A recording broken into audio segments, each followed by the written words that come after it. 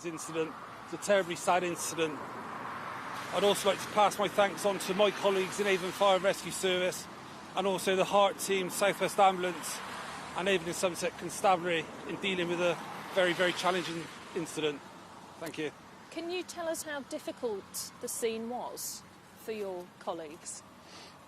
It was a very challenging incident. Luckily, our local fire station is not too far away from here, so we had crews in attendance very, very quickly, and they were able to gain an element of situational awareness and information from people on site that allowed us to create a plan and deal with the incident effectively.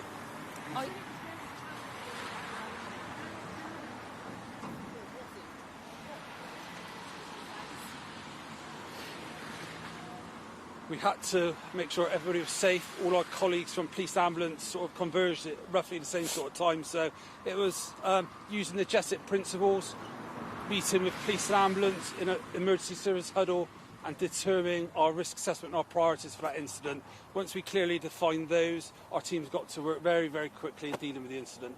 Can you confirm exactly where the casualties were found on the site, please? I'm unable to confirm that, I'm sorry. Was there any fire involved either before or afterwards, or was it just an explosion that happened? We attended an explosion and we had no report of fire.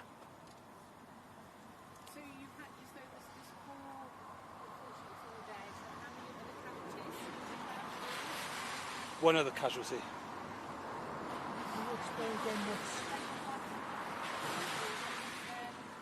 I'm currently unaware of the position of that individual.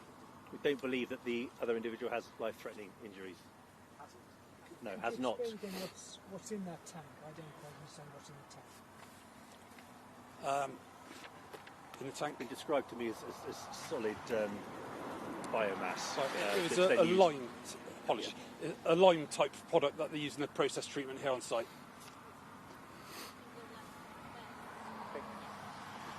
Excellent, thank you.